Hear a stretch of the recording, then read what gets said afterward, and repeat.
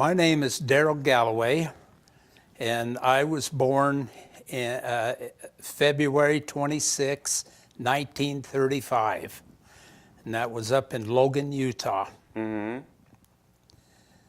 I did have 5 siblings. 2 of them have passed away already, and the one brother, I was born on his birthday, and he was 3 years older than me. Mm-hmm. And he passed away a little before we went to South Korea last year, and he was looking forward to go to South Korea with us.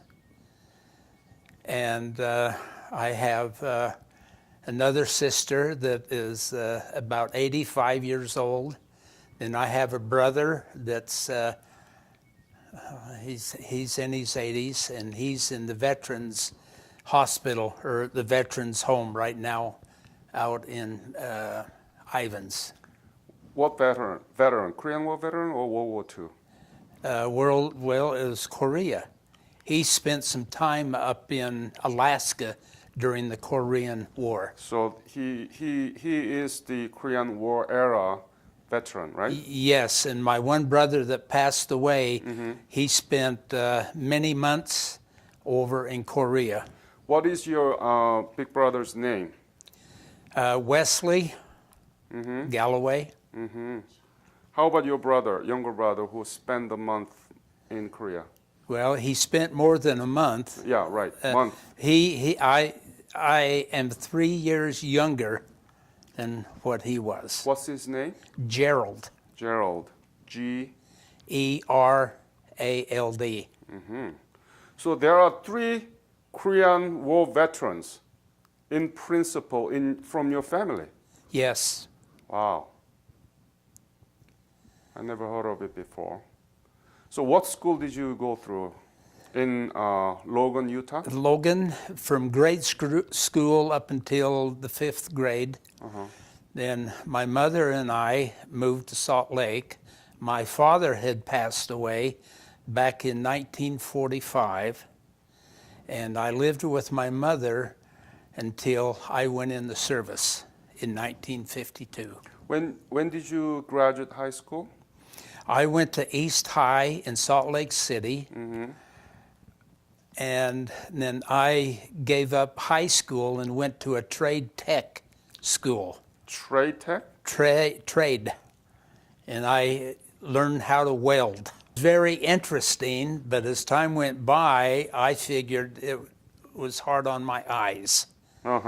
So right after I gave up that school, I decided to join the Navy.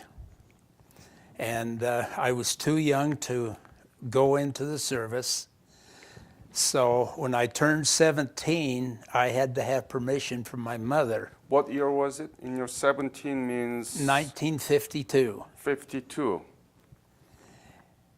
And you were 17. 17. So you got the permission from your mom. Yes. So you enlisted or drafted? I enlisted. Why? Well, some of my friends went into the service when they were 18, and I didn't want to be the last one left at home. So I decided to join, and I had no idea where I was going to go as soon as I was enlisted in the Navy. So when the Korean War broke out, June 25th of 1950, you were working as a welder, or were you in the trade tech school? Let's see, trade tech was up until early 1952, I believe. Okay. So you were in the trade tech when the Korean War broke out? Oh, yes. How did you know the breakout of the Korean War? Did you hear from radio or people talk about it? I think from the newspaper. Can you recall the moment that you learned to? Well, now that was 60-something years ago, and if you look at me real close, you can tell that my memory is starting to fade on me. Did you know anything about Korea around 1950s? Did you learn anything from high school or any school? No, no, not really. So I really did not know much about it until I was shipped overseas. What did you know about Asia?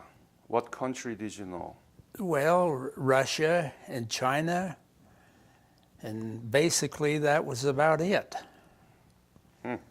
That I recall in high school, we did not learn anything about Asia. It was more or less of the local area of the United States, the geography of the United States. You said you enlisted to Navy, right? Yes. Why Navy, not Army, Air Force, Coast Guard, National Guard? There are many, but why did you choose Navy? Well, I heard along the grapevine that the Navy gets the gravy and the Army gets the beans. So I decided to go after the gravy. Well, I always liked water, like going out on a lake boating and water skiing. And I figured maybe I'd have a chance to water ski behind a big ship. But it didn't turn out that way. You're thinking about water skiing in the military, Navy, in the Korean War? No. Do you remember the month of the 1952 when you enlisted? I think it was March. March. So please tell me about where did you go to receive the basic military training? To San Diego. And I spent, I think it was about 2 weeks there. Then we had orders to report to Pearl Harbor. And I flew over there on an airplane, and then I boarded the ship. And right from the ship, just days later, we went right to Korea, because I think that we were needed over there at the time. So you just have 2 weeks of basic military training, and then you were assigned to Korea right away? I was assigned to a destroyer that was in Pearl Harbor. And then, soon as we boarded the ship, then we went right to Korea. Tell me about what kind of training did you receive from San Diego? Well, basically, it was you learn how to take orders, you learn how to march, you learn how to shoot a rifle, and you knew how to run and hide under bushes and things like that. That's it. Basically, yes. How do they treat you there while you were in the boot camp? Well, it was a little different than going to school. You had to follow strict orders from your commanding officer, and we had to say yes sir or no sir all the time. And it was good training. It sort of grows you up as you're progressing in your years. About Korea, while you receiving basic military training, or you were on the way to Pearl Harbor and put it into the destroyer, did you hear anything that No. your mission will be about Korea? No, I had no idea that they were going to assign me to a ship. I figured by going to Pearl Harbor, maybe I would have shore duty. I had no idea until we got aboard the ship. Tell me about that destroyer. What was the name of destroyer? USS Fletcher. USS Fletcher. It was the flagship of the destroyer fleet. And the number was 445. And the operation of that ship was out of Pearl Harbor.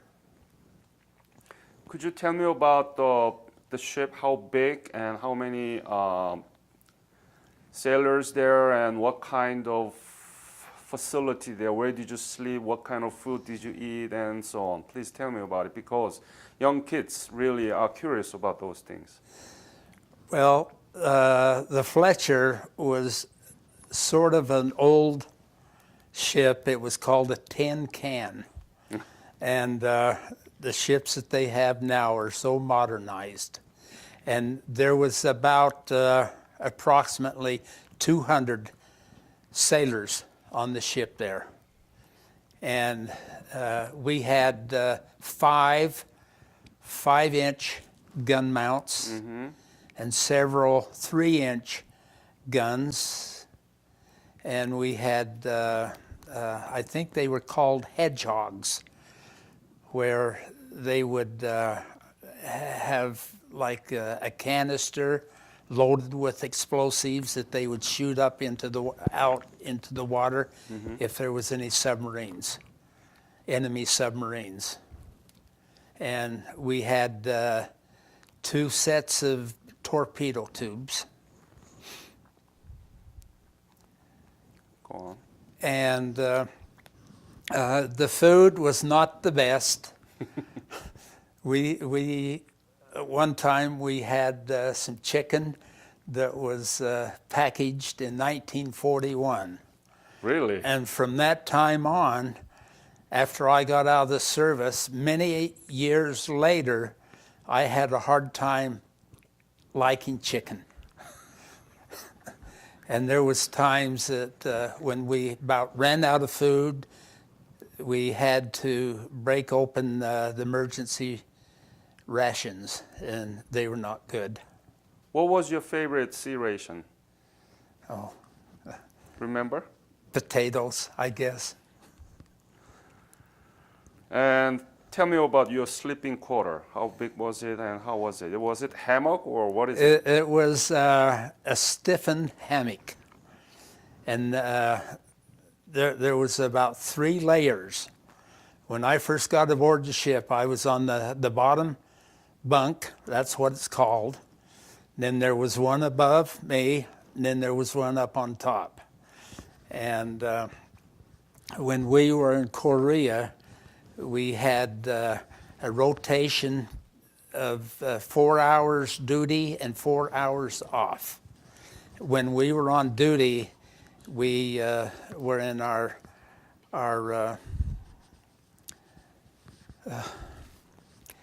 wore our helmets and our fighting gear in case we ran into trouble. And when you're 4 hours off duty, you would be trying to sleep in your bunk. And one thing that brings to my mind, when you're trying to sleep, when you're really tired, when it's time for the new shift to take over, and if the person in the middle or the top bunk, when they would get out of their bunk, they would hit my bunk and jar me, and that makes you mad. There was times that I saw some bloody fights, and it wasn't very fun. And this one other time, one guy was sleeping on the top bunk, and there was a little fan going, and he got his toe caught in the fan. Do you remember when you left for Korea? It must be around May or? March, around April or May, long in there somewhere. You went to Korea, right? Yes, right to Korea. Up to that point, did you hear anything about Korea? What you are supposed to do? Any background information about Korea? No, none at all. I didn't even know what ship I was going to be on until I arrived over there. And when they picked us up at the airport, there was several, I guess you'd call them staff sergeants. They would say, okay, you go over there, and you go over there, and that's the first time that I found out I was going to be assigned to a ship. And when I got to the ship, it was big. But The Fletcher, right? the Fletcher. Yeah. And I spent 2 years on the Fletcher. That I recall, we went to Japan first to replenish our supplies, the fuel, oil, and ammunition, and food. And right after that, we went right to Korea because we were needed there. And when we arrived in Korea, that I think all of us aboard the ship were very nervous because we had no idea what was going to take place. But you know that you were headed to Korea. As soon as we got on the ship, yes. What do they tell you about it? Well, you might see some sad things, and you might not come back, and that made me nervous. So as soon as we got into Korea, I started smoking because I think that relaxed myself at the time. But after the war, I stopped smoking. When we got to Korea, well, as we were going, my ship escorted a battleship, the USS Missouri, and also we escorted a cruiser, a heavy cruiser, and an aircraft carrier. Mm-hmm. Now, I forget the names of the carriers and the cruisers, but the battleship was the New Jersey. And we ran a screen for them side by side, so if there was any enemy submarines in the area, we would pick them up and then we would take care of them. And we did not have any of those problems at all until after the Korean War, and then I can tell you a little story about the submarine. And so, what sea did you go? West? Was it west? West East. Sea? East Sea, the right? East Sea, up into the Wonsan Harbor area. Are you familiar with that area? Sure. And when we got there, we traded off with our sister ships. When we first got there, that we went partially into Wonsan Harbor to draw fire from the enemy. And as soon as they started shooting back at us, we would shoot towards them. Then we hurried out and got behind the battleship New Jersey. And then they opened fire with their 16-inch guns. And I think they were able to shoot 37 miles. And with those 16-inch guns, each shell weighed, I think, about a ton. Then behind the shell would have powder bags that would propel the shell. And as you can see on the picture, one of the pictures that I have, the fire that comes out of one of the guns, it actually moved the battleship sideways. And you can see that in the water. And it was very awesome. And we got word that the North Koreans were moving down the coast into South Korea, and the Chinese joined them. And to this day, I have regrets of helping to kill other people. How far was it from the coastline where the Fletcher was? We were very close. How? I would say probably a couple of 100 yards or so. Wow. So that became the target of North Korean bombing. Yes. Now, with the aircraft carriers, they flew reconnaissance planes over to get the bearings of the troops moving south. And as we were around the aircraft carrier, I forget the name of it, that some of the pilots could not pick up enough airspeed and they would wind up in the ocean. And there was 2 times that we picked up 2 different pilots from the planes.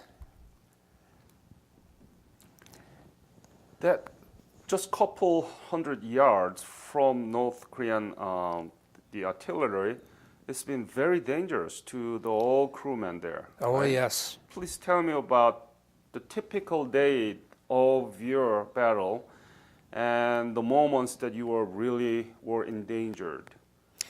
Well, the big ships were out of range at the time. Right. And I think the reason for that, they didn't want to be shot at first. So they sent our ship in to draw fire and to find out where their gun implements were so we could fire at them. Then the big ships, the cruisers and the battleships, pick up their bearings, and then they would cut loose. Were there any dangers? Meaning, so the North Korean bombing was so near to you, so that you had to do something, or tell me about those. Oh yes, they would fire at us, and that's when we turned around and went farther out to sea to get behind the battleship because they had all the big armament, and their range was so much greater than our guns could shoot. But they were shooting at us after they saw us going into the harbor. And I think they set us up as guinea pigs to draw the fire to find out where their gun implements were. And it wasn't very happy. Must be. And Anybody wounded or killed during the action? no, not on my ship. They did not hit us at all. Not at all. And I don't think our other task force were shot at all. Now, I remember that out at sea farther, there was a ship, the hospital ship. I think it was the Repose. Mm-hmm. And of course, they took a lot of wounded service people from South Korea to help them out. Mm-hmm. Were you wounded in any way during your service? No. I think just my mind was wounded. Well, I knew what was going on in World War II, but Korea, I had no idea really what's going on. I didn't even know where Korea was located until we got into Japan to refuel. And we spent, I think, a couple of weeks in Korea. Then we had to leave, and our 3 other sister ships took over, and our ship went back to Japan to reload our ammunition and refuel and the food supply. And then come back. Yes, and we went back again. And night and day, just with our guns, we were shooting at different areas of North Korea, because they were launching the planes from the carriers to find out where they were marching. We knew that they were marching south into South Korea. And I think if it wasn't for the American military and some of the other foreign countries, that the communists would have ran the South Koreans right out to sea. It was a shame that war had to take place. And being basically the same nation, North and South, I can't figure out to this day why they can't get along. We knew that we were able to go up to the DMZ, demilitarized zone, and I told my children where we were going, and they told me, "Dad, don't get brave, don't act up," because in a way I wanted to go and meet the North Korean president and give him a piece of my mind after what went on in Korea. but I wasn't allowed. I had to keep my mouth shut when we stepped foot into North Korea. If you were given chance to meet with him, what were you intending to talk? Tell him war is not going to gain you anything. It will only gain you destruction and a lot of casualties and a lot of death. Now, if I recall, during the Korean War, there was, I guess, over 1 million North Koreans and Chinese lost their lives there. And I don't remember how many South Koreans lost their lives. And my understanding is there at the cemetery in South Korea that there is not one American body buried there. And there was just literally thousands of graves. And it was sad to see that large cemetery with so many people. Yeah, 2 million Korean people were wounded and killed, and 2 million. yeah, 56,000 of American soldiers killed, still missing in action, wounded, and were POW. So it's incomparable as Yes. war after the World War. So let's go a little bit more about your service. Did you see any enemy aircraft? No. I just want to confirm. I know that there were not real Air Force in North Korea at the time. You mentioned about submarine, right? Yes, that was after the Korean War. Do you want me to? Yeah. Okay, right after the war, that my ship was assigned to the Kwajalein Islands. That was in the South Pacific. Mm-hmm. And the reason why we went there is to patrol the area because they were going to have atomic testing down there. And besides the one atomic bomb that they detonated, they set off a hydrogen bomb. Uh-huh. And we were all concerned after we saw the atomic bomb what it would do. And You saw it? yes, I witnessed both blasts. And my ship was approximately 20 miles away from Just 20 miles? dead center. Well, approximately. And right before the detonation, they had us close our eyes, turn our back, and shield our eyes. After the initial blast, then we were able to turn around and witness it. And Tell me about it. How was it? it was awesome. And I can just imagine when they dropped an atomic bomb in Japan, what they went through. But to see this mushroom cloud going hundreds of miles an hour up into the stratosphere, it was awesome.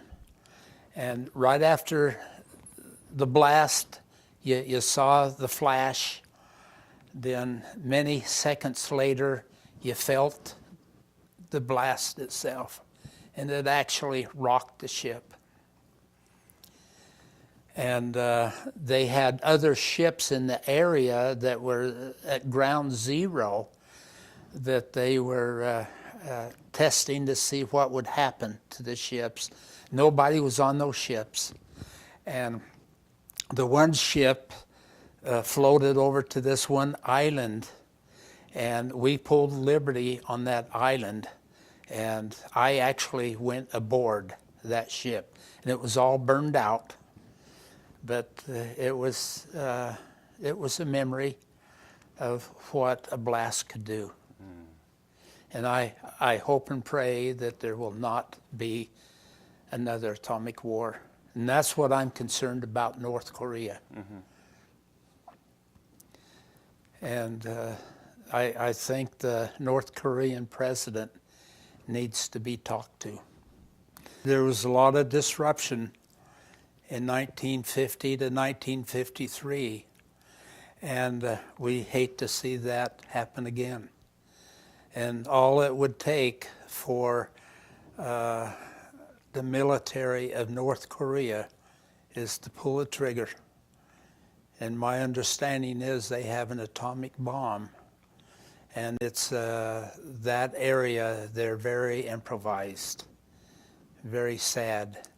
And I don't know why the military can't understand. Look what South Korea has done.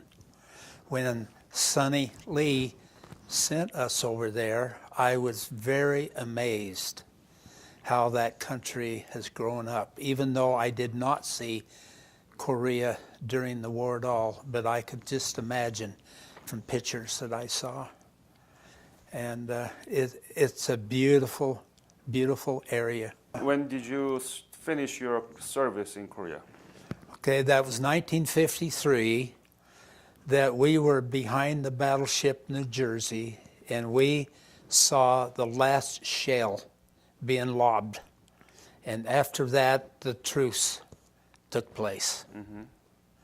And after that, we went into, I think, Yokosuka, Japan. And then I transferred after my 2 years on the destroyer. And I was transferred to a landing craft utility down in Sasebo, Japan. And the rest of the 2 years I spent down there on the landing craft utility ship. We would go out and unload the big ships that came into Japan from Korea. And I spent time on that. And then I transferred over to a tugboat. And that was good duty. Why? Why? We didn't have to work so hard. After 3 years of service Yeah. in Korea, yeah, you deserved it. And I did not go to the United States at all in the 4 years during the service. And a funny part, after I was discharged out of the Navy, When? 1956, that was in March. Yeah. And after my discharge, I called my older brother that lived up in Los Angeles area and told him that I'll be waiting for him at the gate to come pick me up, to take me to his home in Los Angeles. I waited sitting on my sea bag at the main gate 4 or 5 hours. And he had forgotten to pick me up. And to this day, I don't have real close ties to my older brother, Wesley? Wesley. But we go out and visit him. He's at the veterans home there in Ivans. We're out. So that's another demonstration of American people and citizens at the time really didn't pay any attention to Korean War. That's right. After I got home, that I don't remember of anybody congratulating me or they're glad to see me at home. Some of those people, I think they were happy to get rid of me. So don't laugh. I think it was true. What was the port name that you were waiting for 4 and 5 hours? San Diego. Isn't that amazing? During the war, American system guaranteed this mail exchange system between soldier and the family and friends, and especially in the ship. Well, we did receive mail occasionally, not too often, because we were out at sea so long. The only time we really received any mail is when we either went back to Pearl Harbor or back to Japan to refuel. Oh, so not the letter were not delivered onto the ship in the No, sea. no. Some of those big ships, they had shore duty aboard the ships. They had Marines that took care of the higher officers, and they had movies every night, and they had more freedom. Tell me what- about those recreational activities that you had, if had any, in the Fletcher. What were you doing Well, while you're not feeling firing? feeling sorry for ourselves, I think, and occasionally for myself, I wrote a letter to my mother, and I don't think I wrote any letters to my siblings at all, because I had no idea where they were living. What did you write about to your mom? Of the situation being over in Korea. Now, when we went to Anawita, our mail was censored because if a foreign enemy got a hold of our mail, they could find out what was going to take place. And I forgot to mention, when we were in Anawita, that our ship picked up an enemy submarine. And we chased them out of the area. We did not launch any of our I think they're called hedgehogs, that shoots up into the air and down into the ocean. What was your rank? I was a petty officer, 3rd class, engineman. My duty was down in the engine room where it was hot, almost at least 8 hours a day, and I operated the throttles. And the engine that I was operating was on the starboard side, and there was another engine room above us that handled the port side. How much were you paid? Remember? Very little. Now that brings up another deal. When I was stationed in Japan, there were so many of the sailors during payday, they would go ashore and spend all their money. And I saw a way I could make some money here. I loaned money out to these other people. Then they paid me $1 for every 5, $2 for every 10.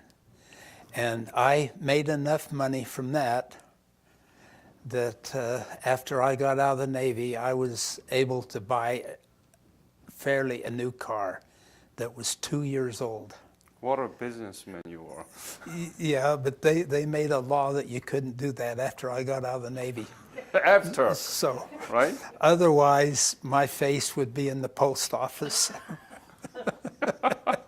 So you don't remember how much you were paid? About 8,900? I don't remember the pay. It was very little. I would assumed it was $100 and something a month. Any other story that you want to add to this interview about your service, especially the battle activities and dangerous moments that you had to go through and so on? Well, basically, the only regret I really have of being over there is how many people that we annihilated. And I hope that when I meet our Maker, that he will have mercy on me for killing people, even though I did not see the people that were killed. What do you think about the legacy of Korean War and Korean War veterans? That's really hard to answer that question. I think there was about 200 of us veterans that Sonny had us go with her, and we got to know several of those veterans just to listen to their experience that they had. And a lot of them were hand-to-hand battles. They actually met the enemy face to face. And I did not go through that at all, and I thank God that I didn't have that opportunity. And my heart feels very low to the ones that had that trauma. This was not my dress uniform. We mostly wore a uniform like this during the day, but if we went on liberty or we had important people coming to meet us, that we were in more of a dress uniform. And after I served on the ship, then I was able to put this insignia on. And right towards the close of my Navy career, I was able to have a red stripe across here representing 4 years of my service. Now, I was awarded, I think, And also the Peace Medal. the Peace Medal. Now, was that the 3 medals? That's has like one big one and then one small one for you. Oh, okay, Yeah, in the case. okay. Plus, I received 3 other big medals. And as you can see on the display in the other room, that I do have a lot of ribbons and a lot of medals. And each ribbon and each medal, I cherish it. And most of those medals came from the service in Korea. How do you like that book? It's very interesting. Why? Well, it tells you about Korea. And the pictures are beautiful. And I think everybody should look at this. So now you're holding a book about the country you never knew 65 years ago, and now you become the arduous supporter of Korea. Right. They gave us the,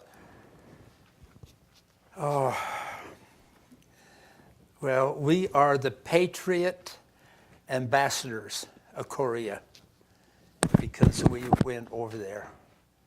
Now, that doesn't mean that I can go over there now and dictate, like some ambassadors do, but it gives me a good feeling that we participated in the growth of Korea.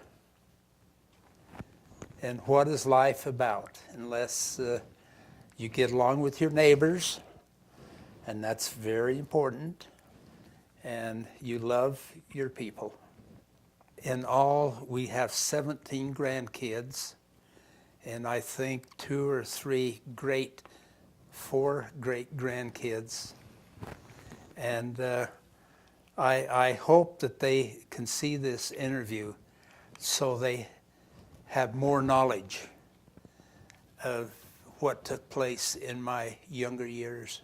Well, I'm Bonnie Galloway, married to this man it will be 66 years, I think this June, next month.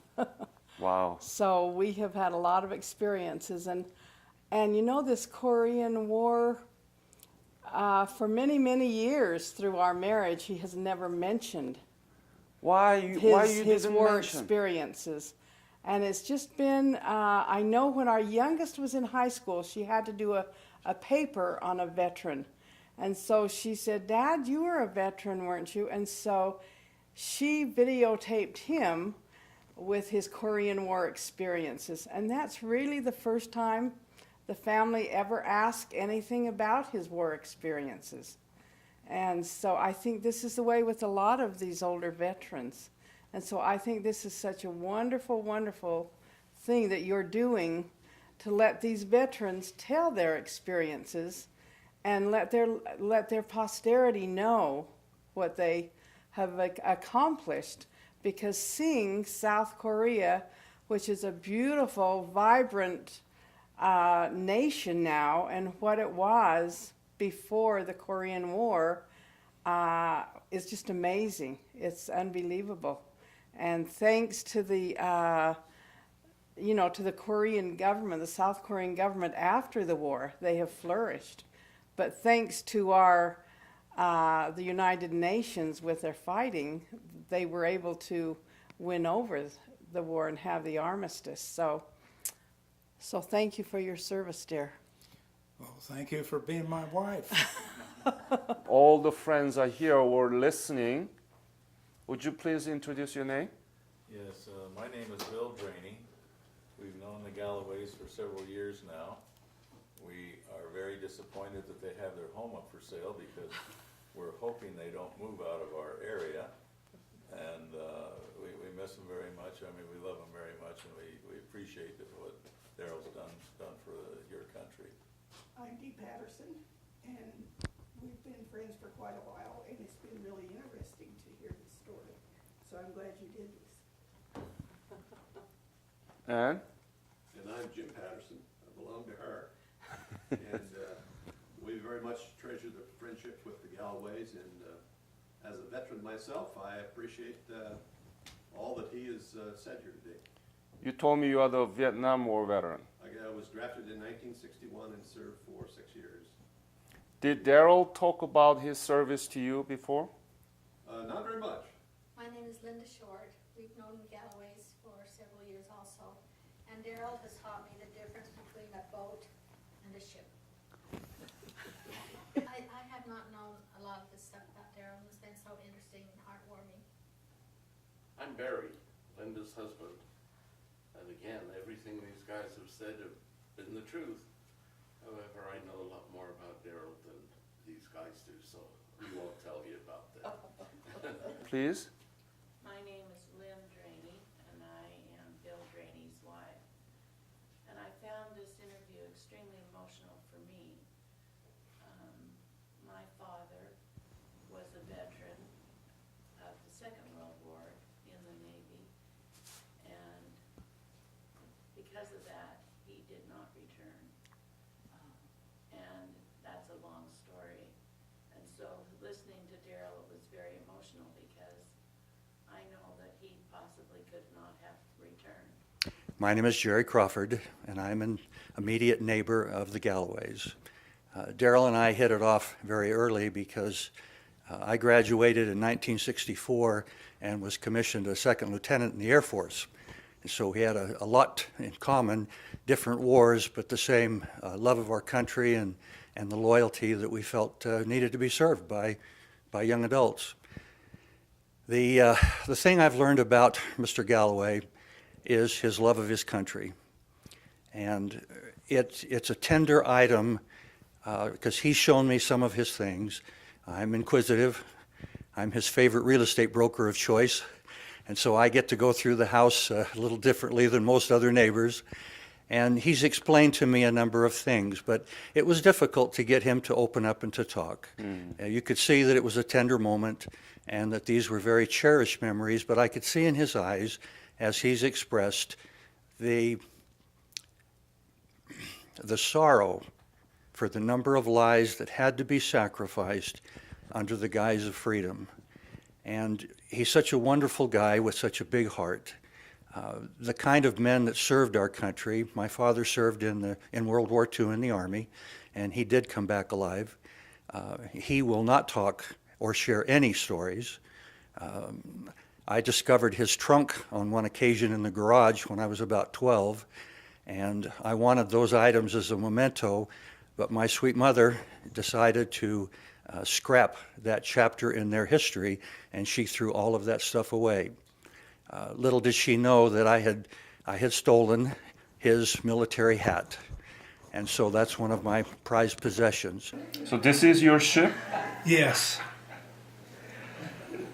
Where are you? I think that's me right there.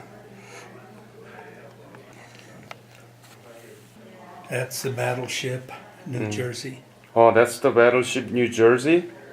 So you were behind them after you... Yes, we ran a screen on the side of them. I did not operate with this one. It was the New Jersey, but it was identical. This one? That's original. What? Fletcher. That's the Fletcher, the ship you were in, right? Yes.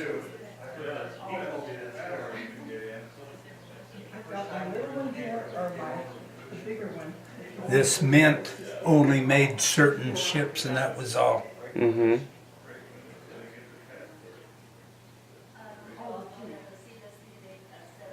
And is this you? Yes. How old were you? I was about 19 there, I believe.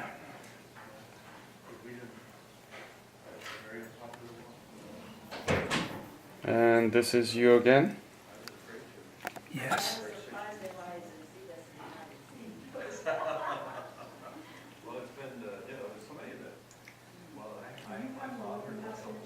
And Bonnie with you. Okay, take these plate of cookies. Right here.